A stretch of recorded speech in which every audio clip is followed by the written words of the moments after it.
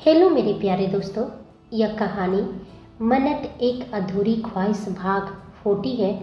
उम्मीद करती हूँ कि आपको मेरी सारी कहानियाँ पसंद आ रही होगी। चलिए हम इस कहानी में आगे बढ़ते हैं। कॉन्फ्रेंस रूम में लगभग 3 घंटे चली लंबी वाटाघाटों के बाद आखिरकार सबकी नज़रें वेदांश की ओर थी। उसने अपनी चेयर से थोड़ा आगे झुकते हुए अपने दस्ताने पहने हाथ से फोल्डर बंद किया। Deal final. बस इतने दो शब्दों ने हॉल में बैठे करोड़ों डॉलर दांव पर लगाए बैठे लोगों की सांसें रोक दी। फिर वेदांश ने एक धीमे आदेशात्मक स्वर में कहा, वियतनाम के रास्ते मेरे सारे माल डिलीवर होंगे। उसकी आवाज़ इतनी शांत फिर भी इतनी ठंडी थी कि कोई सवाल उठाने की हिम्मत नहीं कर पाया। वेदांश राठौर की हर डील, हर शिपमेंट, हर अवैध या कानूनी कंसाइनमेंट हमेशा वियतनाम के रास्ते भारत पहुंचता था, क्योंकि वियतनाम की पोर्ट लाइन सबसे कम चेक की जाती थी।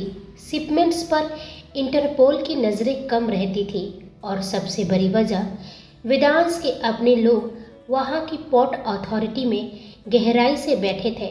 वह एक रास्ता नहीं था, वहाँ उसका अपना साम्राज्य था।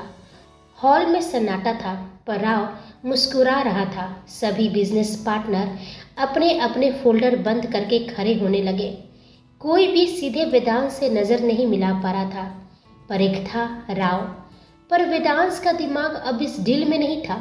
उसे महसूस हो रहा था कि कोई बहुत चालाक, बहुत छुपकर उसके खिलाफ खेल खेलना शुरू कर चुका है। वेदांश की आंखें एक बार फिर राव को खोजती है, पर वह हॉल से गायब था, जैसे कि वह वहां था ही नहीं, जैसे कि वह हवा में घुल गया हो। वेदांश की मुट्ठी हल्की सी कस गई। जो भी खेल खेल रहे हो, मैं तुम्हें तोड़ दूंगा। दरअसल ठीक मीटिंग शुरू होने से 10 मिनट पहले एक मैसेज मिला था सीयू की ओर से। मैसेज में सिर्फ 2 लाइनें थी, किंग हॉल में कोई वेश बदलकर अंदर आया है। उसका मूवमेंट बिजनेस प्रोटोकॉल जैसा नहीं था। सीयू ने नाम नहीं लिखा था, क्योंकि वह भी चेहरा नहीं पहचान पाया था, लेकिन वेदांश को इतना काफ़ी था। उसे मालूम था वहाँ कोई बिजनेस एलिट नहीं, बल्कि दुश्मन का आदमी बैठा है। उसने हल्की से स्माइल छुपाते हुए मास्क के पीछे खुद को संभाला। उसकी उंगलियां टेबल पर हल्की हल्की टाइप कर रही थी। यह उसकी सोचने की आदत थी। वह जानता था वह कोई जासूस है, कोई उसके करीब आने की कोशिश कर रहा है, कोई ऐसा जो जानता था कि वो आज यहाँ आएगा, लेकिन वह यह नहीं जानता था कि वो आदमी मलिक के गैंग का है। फिर भी वेदांश ने उसका आने देना जरूरी समझा, क्योंकि उसकी निगाह में खुला दुश्मन छिपे दुश्मन से बेहतर होता है। और यह जो भी था, उसके हाव भाव, उसके शरीर की भाषा सब बता रही थी कि वह कोई बिजनेस टाइकून नहीं था। वह अपनी कुर्सी पर बैठा तो था, लेकिन उसकी नज़रें बार बार वेदांश के गार्ड्स, कैमरे और एंट्री एग्जिट पर जाती थी, लेकिन वह वेदांश के फ्रेंड आइज से नहीं छिप सका। वेदांश ने नॉर्मल दिखने का नाटक किया। उसने सोचा, अगर मैंने अभी शक जताया तो यह भाग जाएगा या छुप जाएगा, लेकिन अगर मैंने इसे नॉर्मल रहने दिया तो यह समझेगा कि मैं अनजान हूँ और अपनी असली मकसद और अपना असली चेहरा दिखा देगा। यही वो खेल था जो वेदांश हमेशा जीतता था। वह पहले अपने दुश्मन को ऑब्जर्व करता, फिर वार करता। वेदांश ने सीयू को साइलेंट मैसेज भेजा, ट्रैक करो लेकिन पकड़ना मत। मैं शिकार को भागने दूंगा ताकि वह अपनी मांद तक खुद पहुंचा दे। सीयू ने तुरंत जवाब दिया, अंडरस्टूड किंग। निगरानी बढ़ा दी है। इधर आलिया तेजी से जंगल से वापस लौटी। उसके हाथ में कुछ जंगली फलियां थी, जिनसे मन्नत को थोड़ी सी ताकत मिल सकती थी। वह राहत से मनु कहते हुए उस जगह की और बढ़ी जहां उसने मन्नत को कंबल में लपेटकर छोड़ा था, लेकिन जैसे ही उसकी नज़रें सामने पड़ी, उसके कदम रुक गए। हाथों से फल जमीन पर छूटा और वह डर के मारे चीख पड़ी। मन्नू, मन्नू। मन्नत वहां नहीं थी। उसकी खाली जगह को देखकर आलिया के हाथ पैर कांप गए। एक अनजान भयानक डर ने उसे जकड़ लिया। राव के आदमी या मन्नत खुद, वह जल्दी जल्दी पागलों की तरह उस सुनसान जगह के चारों ओर भागते हुए उसे ढूंढने लगी। मनु, मनु तुम कहाँ हो? प्लीज़ प्लीज़ मुझे आवाज़ दो। वह हर तरफ उसे पुकार रही थी। उसकी आवाज़ डर और बेबसी से भर चुकी थी। आखिरकार पागलों की तरह ढूंढते ढूंढते वह उस स्थान पर पहुंची जहां जमीन अचानक एक गहरी खाई में बदल जाती है और वहां उसके होठों से निकली एक तीखी दर्द भरी चीख हवा में गूंज गई। मन्नत उस ऊंचाई के ठीक किनारे पर खड़ी थी। उसका शरीर आधा हवा में था और उसकी आंखें नीचे की अथाह गहराई पर टिकी थी। वह एक कदम और बढ़ाती तो उसकी जिंदगी खत्म हो जाती। ऐसा लग रहा था जैसे सदमे से सुन हुई उसकी आत्मा अब इस देह से आज़ादी पाना चाह रही थी। आलिया ने तुरंत उसे आवाज़ दी, मनु, मनु नहीं, पीछे हटो। लेकिन मन्नत ने जैसे सुनना ही बंद कर दिया था। वह एक मशीन की तरह नीचे देख रही थी, किसी अंतिम निर्णय के लिए रेडी थी। आलिया के पास सोचने का वक्त नहीं था। वह तूफान की रफ्तार से मन्नत की तरफ दौड़ी। उसके पैरों में सारी ताकत आ गई थी, जैसे जीवन और मृत्यु के बीच इस दौर में दांव पर सिर्फ मन्नत की जान नहीं बल्कि उसका अपना वजूद भी लगा हो। मन्नत ने अपना आखिरी कदम उठाने ही वाली थी कि आलिया झटके से उस तक पहुंची और अपनी पूरी ताकत से उसे पीछे की ओर खींच लिया। दोनों जमीन पर बुरी तरह से गिरे। मन्नत बेसुध प्रतिरोध कर रही थी। इससे पहले कि मन्नत को उस झटके से कोई होश आता या वह फिर से भागने की कोशिश करती, आलिया ने अपना सारा दर्द, अपना गुस्सा और अपना डर एक ही झटके में इकट्ठा किया और एक तेज थप्पड़ मन्नत के गाल पर जड़ दिया। वह थप्पड़ महज एक थप्पड़ नहीं था, वह सदमे का एक झोंका था, एक आघात जो मन्नत को उसके शून्य से बाहर खींचकर इस कठोर वास्तविकता में वापस लाना चाहता था। आलिया अभी भी सदमे में खड़ी थी। उसका पूरा शरीर कांप रहा था और वह पसीने से भीग चुकी थी, जबकि सुबह की हवा में तेज ठंडक थी। उसके भीतर का सारा खून जैसे जम गया था। मन्नत को मौत के इतने करीब देखकर उसकी रूह तक हिल गई थी।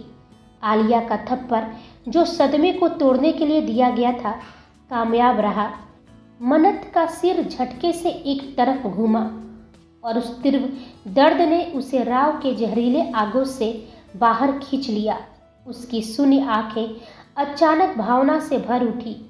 एक तेज दिल चीर देने वाली चीख के साथ मन्नत वहीं जमीन पर बैठ गई। वह जोर जोर से रोने लगी। उसकी चीख में सिर्फ दर्द नहीं था, उसमें कल रात की तकलीफ, अपमान और घुटन थी, जो अब आंसुओं और चीखों के सैलाब के रूप में बाहर आ रही थी। आलिया की भी आंखों से आंसू बह निकले। उसने तुरंत घुटने के बल बैठकर मन्नत की तरफ हाथ बढ़ाया, उसे सहारा देने के लिए, उसे थामने के लिए। मनु, शांत हो जाओ, प्लीज़ प्लीज़ शांत हो जाओ, मैं यही हूँ तुम्हारे पास, अब सब ठीक है। लेकिन जैसे ही आलिया का हाथ उसके करीब पहुँचा, मन्नत झटके से दूर हट गई। उसकी आंखें दर्द और आत्मघृणा से भरी थी। उसने रोते हुए कांपती आवाज़ में जोर से कहा, नहीं नहीं, मुझे मत छुओ, मुझे मत छुओ। वह अपने जिस्म को जमीन पर खींचने लगी, जैसे उस स्पर्श से भी उसे नफरत हो। मैं गंदी हो चुकी हूँ आलिया, मुझे मत छुओ। मैं अब किसी के छूने लायक नहीं रही, मुझे अकेला छोड़ दो। मन्नत अपने हाथों से अपने शरीर को कसकर पकड़ रही थी, मानो वह उस रात के भयानक एहसास को धो डालना चाहती हो।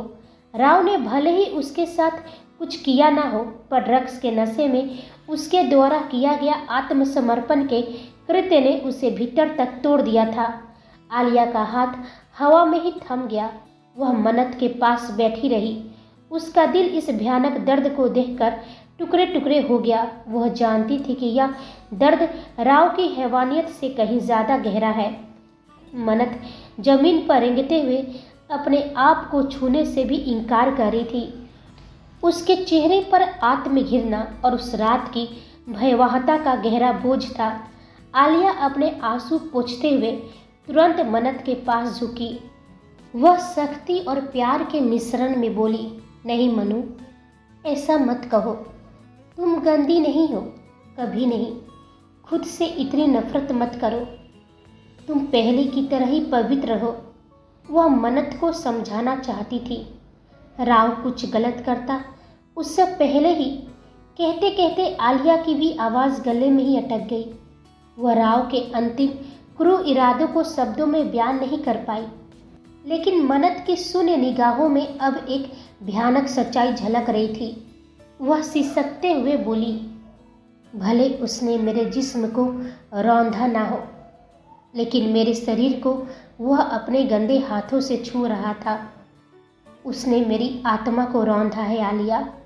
वह अपनी छाती पर दोनों हाथ रखकर जोर जोर से रोने लगी। वह दर्द से बोली, मुझे खुद से नफरत हो रही है, बहुत नफरत हो रही है।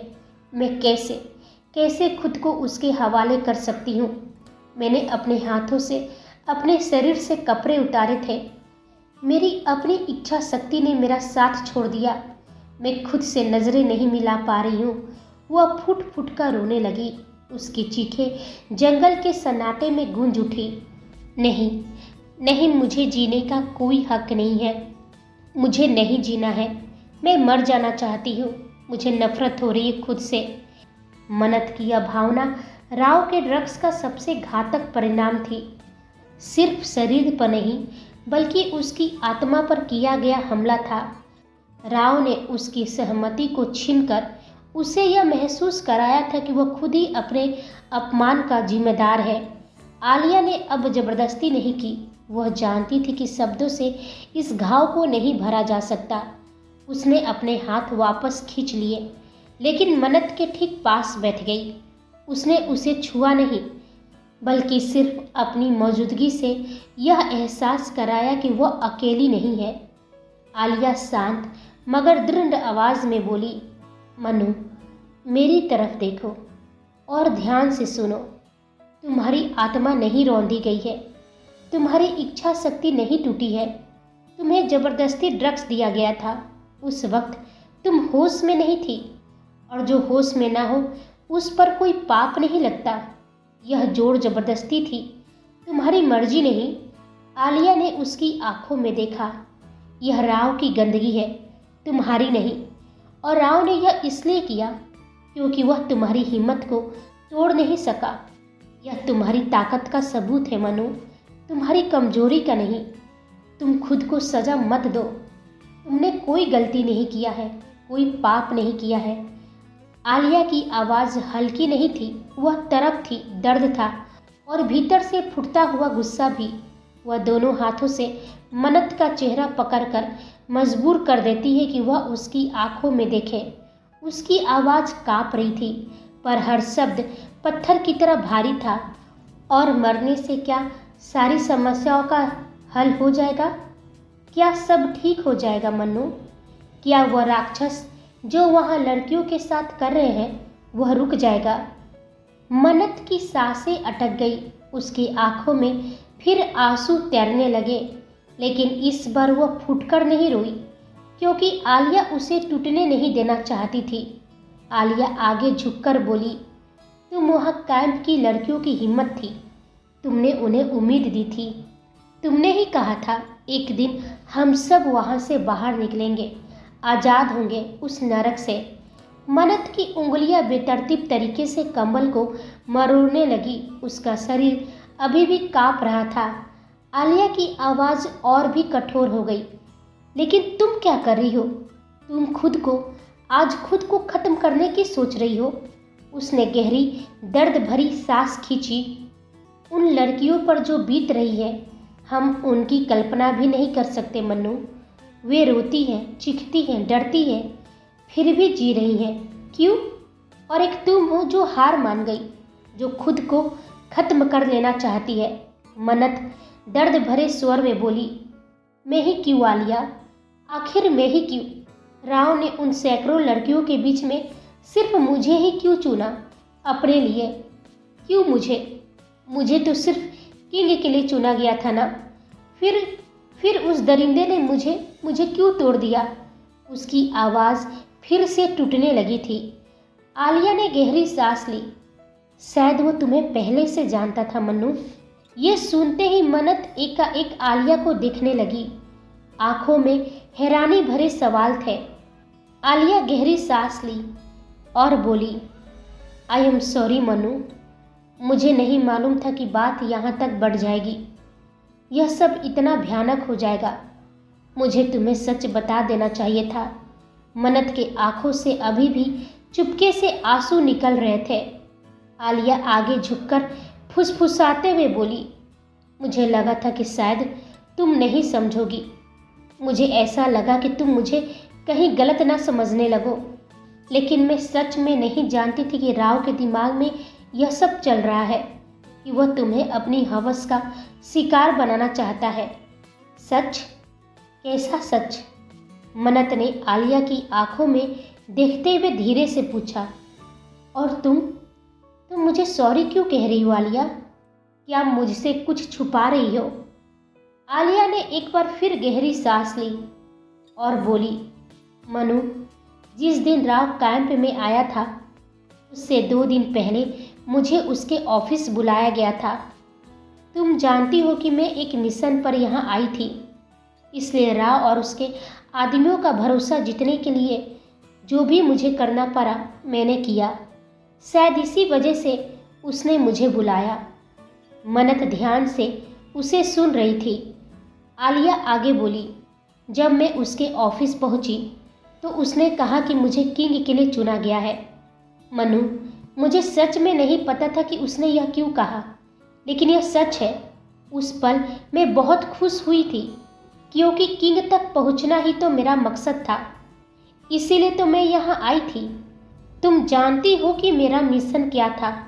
मन्नत की आंखें धीरे धीरे फैलने लगी, लेकिन वह चुप रही। आलिया ने आगे कहा, पर मुझे यह भी मालूम था कि पहले तुम्हें चुना गया था, फिर अचानक उसने मुझे क्यों चुना, यही बात मेरे मन में भी आई। मैंने उससे पूछा भी था कि उसने ऐसा क्यों किया, तो उसने कहा कि मैं किंग के लिए परफेक्ट हूँ। उसने मेरा काम देखा है, मेरी हर चीज़ देखी है, इसलिए मुझे चुना गया है। कुछ सेकंड की खामोशी के बाद आलिया फिर बोली, तुम जानती हो मनु, हमें ज़्यादा सवाल करने की इजाज़त नहीं है, इसलिए मैंने आगे उससे कुछ नहीं पूछा। मैं चुप रही। लेकिन मुझे एक चीज़ बहुत ही अजीब लगा मनु। राव के अचानक इस फैसले से मेरे दिमाग में कई सवाल उठे थे। वह कुछ पल चुप रही, जैसे उस याद को फिर से जी रही हो।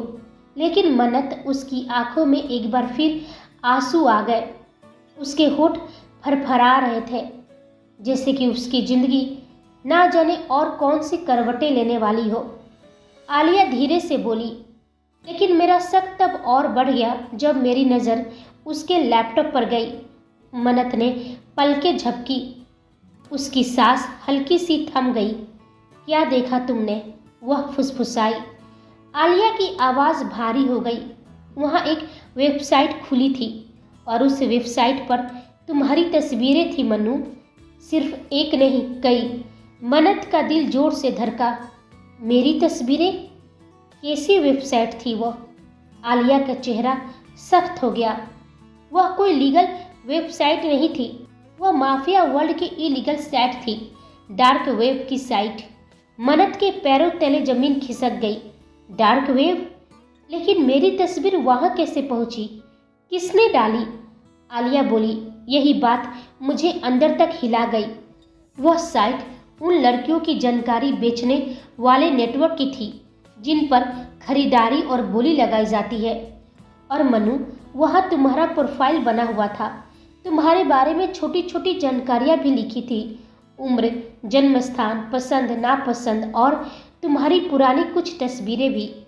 मन्नत ने कांपते हुए कहा, लेकिन किसी को इतनी जानकारी कैसे मिली? मैंने क्या किया था? आलिया ने उसकी ठंडी उंगलियां पकड़ ली। मुझे नहीं पता मनु, लेकिन किसी ने तुम्हें बहुत पहले से चुना था। यह संयोग नहीं है। तुम्हें यहाँ लाने का पूरा खेल बहुत पहले से रेडी था। राव ने तुम्हें अचानक नहीं चुना। तुम पहले से ही इस नेटवर्क की नज़र में थी। मन्नत की आंखें भर आई। तो यह सब पहले से प्लान था? आलिया ने सिर हिलाया। हाँ मनु, और शायद यही वजह थी कि राव ने तुम्हें किंग के लिए चुना गया बताते हुए भी अचानक मुझे आगे कर दिया, ताकि वह तुम्हारे करीब आने का मौका ना खो दे। लेकिन कौन कर सकता है ये? क्या कोई मुझसे इतनी नफरत कर सकता है कि वह बस मुझे इस कदर तोड़ देना चाहता है? लेकिन कौन? मन्नत एक बार फिर फुट फुट कर रोने लगी। इधर कॉलेज की कैंटीन में लंच टाइम का शोर था। स्टील की कुर्सियों की आवाज़, चाय का भाप और हंसी मजाक। लेकिन इन सब के बीच कियारा बिल्कुल चुप बैठी थी। उसकी आंखें कहीं दूर देख रही थी, जैसे वह किसी गहरे खतरनाक विचार में डूबी हो। सहानी उसकी तरफ झुककर और नाराज़गी से बोली, क्या यार कियारा, मैं कब से देख रही हूँ, तू बिल्कुल आउट ऑफ जोन है।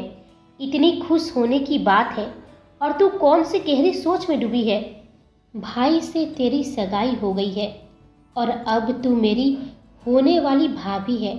सच कहूँ यार, सेलिब्रेशन तो बनता है, वरना मैं तो सच में डर गई थी कि कहीं वो मन्नत सब बर्बाद ना कर दे, कहीं भाई उसे प्यार ना करने लगे। लेकिन अच्छा हुआ वो बीच से ही हट गई। ये बात सुनते ही कियारा के चेहरे का रंग बदल गया। उसकी आंखें जो कहीं दूर खोई थी, अचानक तीखी और खतरनाक हो गई।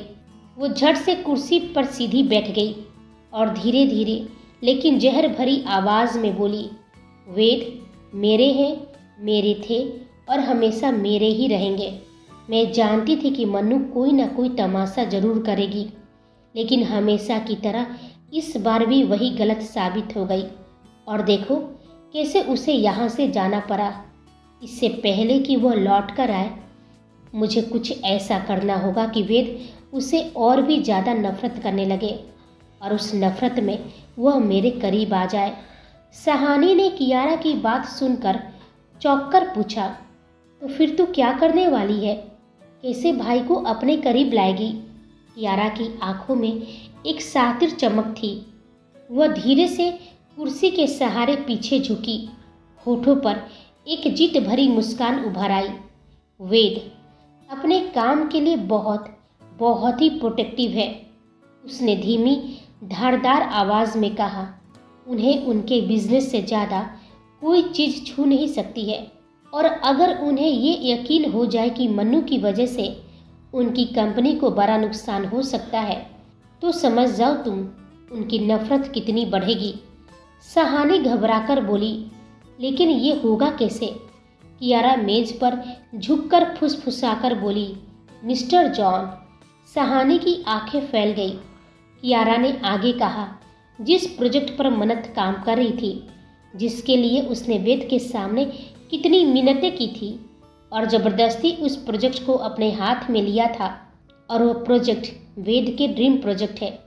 सोचो जरा, यदि मिस्टर जॉन को पता चलेगा कि मन्नत गायब हो गई है, तो वह प्रोजेक्ट रुक जाएगा, और जिस प्रोजेक्ट की वजह से वेद की कंपनी को बहुत बड़ा फ़ायदा होने वाला था, वह ठंडे बस्ते में चला जाएगा। वह जब ठंडे बस्ते में जाएगा तो नुकसान वेद का भी होगा और जॉन का भी। दोनों को लगेगा कि मन्नत ने धोखा दिया है। सहानी घबरा गई, लेकिन इससे भाई बहुत गुस्से में आएंगे। कियारा हंस पड़ी। वह हंसी खतरनाक थी। उन्हें गुस्सा आना ही चाहिए, और गुस्सा मर्द को सबसे कमज़ोर और सबसे असुरक्षित बना देता है। सहानी डरते हुए पूछी, और फिर वेद भाई वापस आएंगे तो? कियारा की मुस्कान और गहरी हो गई। जब 1 महीने बाद वेद कैलिफोर्निया से लौटेंगे तब तक मैं अपना प्लान सक्सीड कर चुकी होंगी।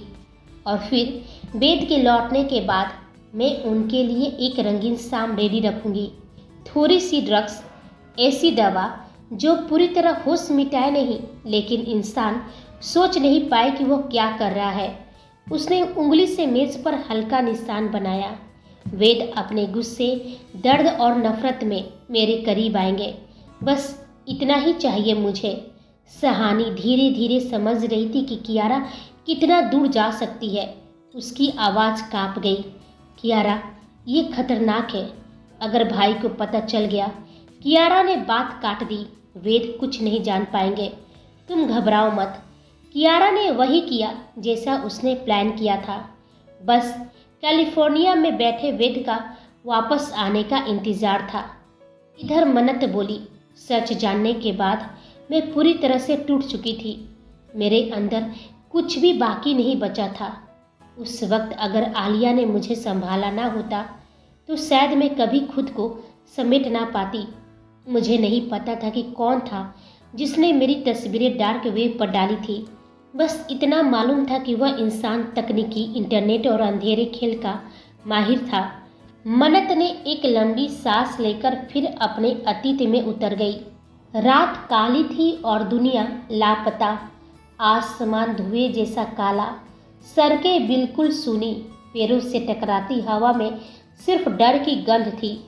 मैं और आलिया दो परछाइयों की तरह बचे हुए।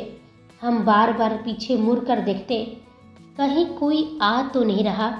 छुप छुप कर भागते हुए हमारी सांसें मानो टूटकर गिर रही थी।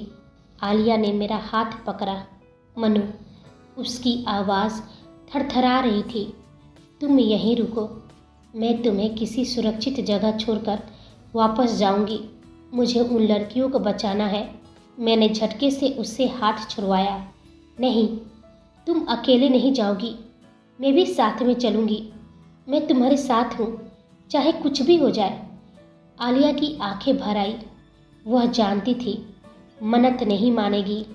हमने सोचा था कोई मदद करेगा, बाहर जाकर किसी से मदद लेंगे, पुलिस, सिस्टम, सरकार, कुछ तो। लेकिन सच धीरे धीरे सामने आया। जमीर और राव का नेटवर्क बहुत बड़ा था, बहुत ताकतवर, और उनसे भी आगे उनके पीछे खड़े लोग। ना पुलिस आने वाली थी, ना सरकार, और ना कोई सिस्टम। हम सिर्फ दो लड़कियां थी और सामने एक मौत जैसा अंधेरा। आलिया ने दबी आवाज़ में कहा, मनु, अब हमें ही उन लड़कियों को बचाना होगा। हमारे अलावा कोई नहीं है। हमने एक दूसरे को देखा, फिर उसी अंधकार भरे कैंप की तरफ लौट पड़े। कैंप में कदम रखते ही मेरी रूह जम गई। लड़कियां गायब थी, सब गायब। उन सबको कहीं और शिफ्ट किया जा चुका था। मेरी आंखों में अंधेरा छा गया। आलिया, अब हम क्या करेंगे? वह मेरे सवालों का जवाब देने ही वाली थी कि दूर से गाड़ियों की इंजन की आवाज़ और टॉर्च की सफ़ेद चुभती हुई रोशनी जंगल की झाड़ियों से टकराने लगी। आलिया की सांस अटक गई। मनु, वे लोग हमें ढूंढते हुए यहाँ तक आ गए हैं। मेरे पैरों में जान ही नहीं बची थी। आलिया, भागो भागो। हम जंगल से लड़खड़ाते हुए दौड़े, पत्थरों से टकराते, पैरों से कटते, खून बहता, सांसें टूटती, पर रुकना मतलब मर जाना। एक सुनसान सड़क दिखाई दी और वहाँ एक गाड़ी थी। आलिया ने चाबी देखी और तुरंत बोली, मनु, जल्दी अंदर बैठो। हम दोनों गाड़ी में कूदे। पहिए चीखते हुए घूमे। गाड़ी अंधेरे में दौड़ पड़ी। मेरी धड़कनें इतनी तेज थी कि ऐसा लग रहा था जैसे दिल बाहर गिर जाएगा। पीछे देखा, राव के आदमी आ रहे थे, तेज, बहुत तेज। आलिया ने कसकर स्टीयरिंग पकड़ा। मनु, ये लोग हमें जिंदा नहीं छोड़ेंगे, मैंने कांपते हुए कहा। लेकिन हम रुकेंगे भी नहीं आलिया। आलिया ने मन्नत की आंखों में देखते हुए कहा, मनु, यदि मुझे कुछ हो जाए तो तुम मेरा अधूरा काम पूरा करना। मन्नत सवालिया नज़र से उसे देखने लगी। सुनो मनु, आलिया मन्नत को कुछ बताती है, जिसे सुन मन्नत हैरानी के साथ साथ उसकी आंखें भी भर आई थी। मन्नत बोली, तुम्हें कुछ नहीं होगा आलिया, हम यहाँ से साथ में जाएंगे। और फिर किस्मत ने अपना सबसे खतरनाक वार किया। अचानक सामने से आती तेज हेडलाइट्स आंखों की चिरती हुई। आलिया चीखी, मन्नू! और अगले ही पल एक भयानक मौत जैसा हादसा। गाड़ी पलटी, एक झटका, फिर दूसरा, फिर तीसरा। लोहे की आवाज़ें, कांच का टूटना, हड्डियों का कराहना, चिंगारियाँ उड़ना और फिर एकदम सन्नाटा, पूरा अंधेरा। मैंने आखिरी बार आलिया का हाथ पकड़ने की कोशिश की, लेकिन दुनिया पहले ही मेरी आंखों से गायब हो चुकी थी। मन्नत की आवाज़ भर आ गई। उसकी उंगलियां अनजाने में दीवारों को कुरेदने लगी, जैसे वह उस दर्द को छुपाने की कोशिश कर रही हो जो उसके दिल में अभी भी जिंदा था। वो धीमी टूटी हुई आवाज़ में बोली, उस भयानक एक्सीडेंट में मेरी आंखें पूरी तरह से डैमेज हो गई थी। मैं पूरे 1 महीने कोमा में रही। उसने लंबी सांस ली, गले में अटकती हुई। जब मुझे होश आया तो सबसे पहला सवाल यही था, आलिया कहाँ है? उसकी आवाज़ कांप गई, लेकिन सच्चाई सुनते ही मेरी दुनिया भी बिखर गई। मेरी आलिया मुझे छोड़कर इस दुनिया से जा चुकी थी। मन्नत की आंखें भर आई, लेकिन वह बोलती रही, क्योंकि यह दर्द उसके भीतर दबा था। लेकिन जाने से पहले उसने अपनी आंखें मुझे दान कर दी। उसके शब्द रुक गए ताकि मैं इस दुनिया को उसकी आंखों से देख सकूं। मन्नत ने खुद को संभालने की कोशिश की, पर उसकी आवाज़ टूट गई। अपनी आखिरी सांस तक उसने मेरी जिंदगी के बारे में सोचा। उसने खुद को मुझे दे दिया ताकि मैं जी सकूं। वहाँ मौन छा गया, हवा भी जैसे थम गई। मन्नत ने अपनी हथेलियां आंखों पर रख ली, जैसे वह उस याद को थामना चाहती हो जो उसके दिल को चिर रही थी। मैं उसकी आंखों से देखती हूँ, लेकिन हर पल उसकी कमी मुझे अंदर से तोड़ देती है। कभी कभी लगता है यह रोशनी भी मुझसे छीन लेनी चाहिए थी, क्योंकि वह नहीं है। उसने गहरी सांस ली और धरती की ओर देखा, जैसे कि वह वहाँ आलिया की आत्मा को महसूस कर सकती हो। मैं जिंदा हूँ बस इसलिए क्योंकि उसने चाहा था। मन्नत की आवाज़ कमरे में गूंजते हुए जैसे हवा में ही ठहर गई, और उस पल पूरा मेंशन मानो पत्थर बन गया हो। किसी ने कभी सोचा भी नहीं था कि इतनी चुप रहने वाली, इतनी मासूम मुस्कान वाली लड़की इन महीनों में नरक से भी बदतर रास्ते से गुजर कर यहाँ पहुँची है। केशव जी, उनका दिल जैसे धड़कना ही भूल गया था। पैर लड़खड़ाते हुए सोफे तक पहुँचे। वह धम से बैठ गए। उनकी आंखें लाल हो चुकी थी, हाथ बुरी तरह से कांप रहे थे। उन्हें महसूस हो रहा था उनकी मन्नू किस नरक में गिरकर अकेले लड़ती रही, किस खाई से होकर आज तक बची रह पाई। कबीर, उसकी आंखें भर आई, होठ कांप रहे थे। वह मन्नत को देख भी नहीं पा रहा था, जैसे किसी ने उसकी आत्मा पर चोट मार दी हो। पंखुड़ी, उसका गला सूख गया था, आंसू चुपचाप गिर रहे थे। वह कुछ सोच नहीं पा रही थी, लेकिन कुछ चेहरे ऐसे भी थे जिनके चेहरे पर कोई इमोशन नहीं था, लेकिन उन चेहरे पर मन्नत की गहरी नज़र थी। वहीं दिव्या जी और राजवीर जी दोनों का रो रो कर बुरा हाल था। उनकी बेटी किन हाथों में कैसी यातना सही, कैसे उसकी मासूमियत को रौंदा गया, कैसे वह हर रात अपने दर्द के साथ मौत से लड़ती रही। यह जानकर उनका दिल टूट गया था बुरी तरह से। राजवीर जी की आवाज़ भर आ गई, मेरी बच्ची ने इतना सब अकेले सहा और हम कुछ भी नहीं जान सके, कुछ भी नहीं कर सके।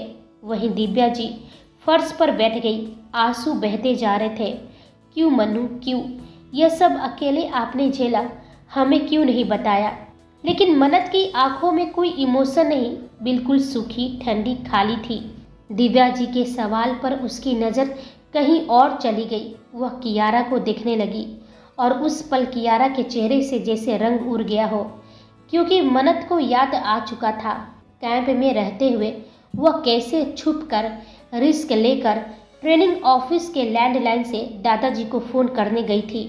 उसे नंबर याद नहीं था, पर कोशिश फिर भी की।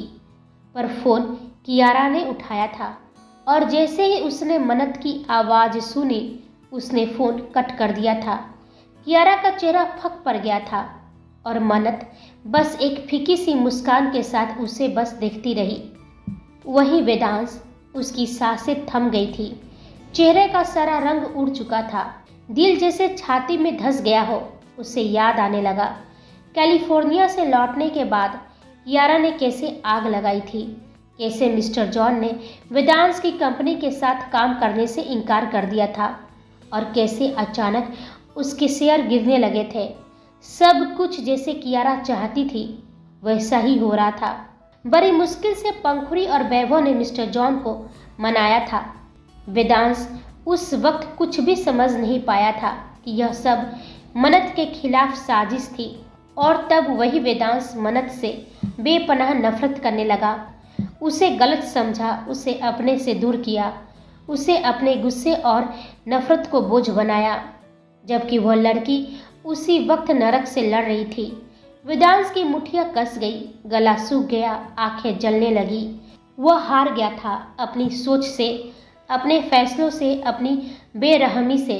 उसके कानों में बस एक ही बात गूंज रही थी, मैं उसकी आंखों से देखती हूँ लेकिन वह नहीं है। वेदांश का दिल टूट रहा था। वह अपने सामने खड़ी मन्नत को देखते हुए भी उसे वास्तव में देख नहीं पा रहा था और बीच में मन्नत खड़ी थी, चुप, थकी हुई, टूटी हुई। वो किसी की तरफ देख भी नहीं पा रही थी। उसके भीतर जैसे सब कुछ भारी हो गया था। सबकी सहानुभूति, सबके आंसू उसके घाव को राहत नहीं देते, उन्हें और गहरा कर रहे थे। अचानक उसकी सांस भारी हो गई, जैसे फिर वही अतीत उसे खींच रहा हो।